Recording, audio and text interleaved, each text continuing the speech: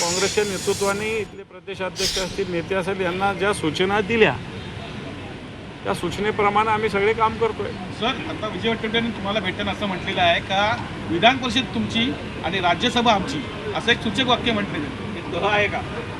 नाही, तह वगैरे काही नाही, परंतु अशा पद्धतीनं निश्चित भूमिका काँग्रेस पक्षाने मांडलेली आहे आणि या संदर्भात लवकरच मुंबईमध्ये मी सांगितलेले जे नेते आहेत, माननीय उद्धवजी ठाकरे साहेब, काँग्रेसचे माननीय चेन्नीथला साहेब, यांच्यात लवकरच अशा पद्धतीनं बैठक होईल. सर, एक महत्त्वाचा मुद्दा समोर होतो आहे. 10वा उमेदवार एकनाथ शिंदे देणार आहेत, त्यामुळे उद्धव ठाकरेंनी माघार घेतली असे थेट ते म्हणतात. मला वाटतं मी आता राजकीयाच्यात बोलत नाही. मी उमेदवारी अर्ज भरलेला आहे महाविकास आघाडी, एवढंच मला माहिती आहे.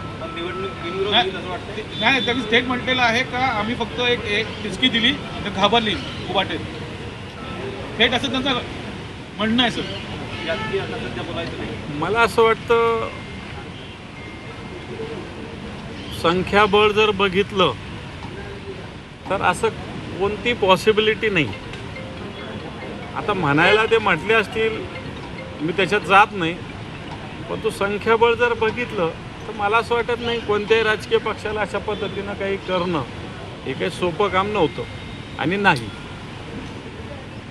थँक्यू. प्रश्न असा आहे, 2 दिवसापूर्वी बच्चू कडूंनी एक पत्रकार परिषद घेतली.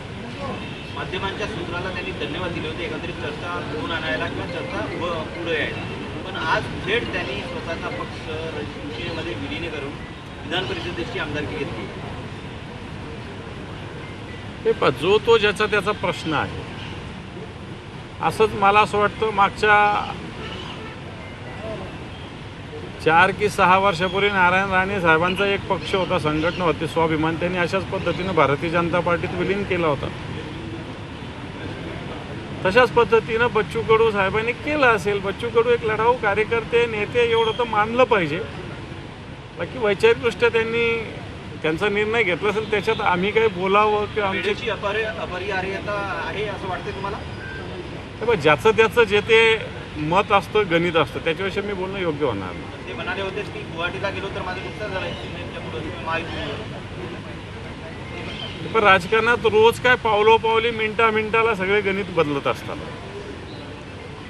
त्याच्यामुळं गुवाहाटीला आता 4 वर्ष होत आलेले. त्याच्यामुळं त्यांनी सांगितलं होतं त्यावेळेस मी देवेंद्रजीच्या सांगण्याहून गेलो. आज ते शिंदे साहेबाच्या सांगण्याहून त्यांनी पक्षच विलीन केला. मला वाटतं त्यांची भूमिका आहे.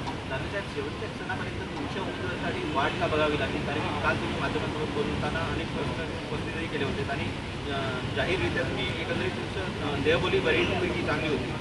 आता कशी? चांगली आहे. मग तशीच राहील. अरे यार, हिंदी फार हार्ड जाईल. तर 10वा उमेदवार न दिल्यानं निवडणूक बिनविरोध होणार असल्याचं त्यांनी म्हटलेलं आहे. तर महाविकास आघाडीकडून यावेळी अंबादास दानवेंना संधी देण्यात आलेली, त्यानंतर ते माध्यमांशी संवाद साधत होते.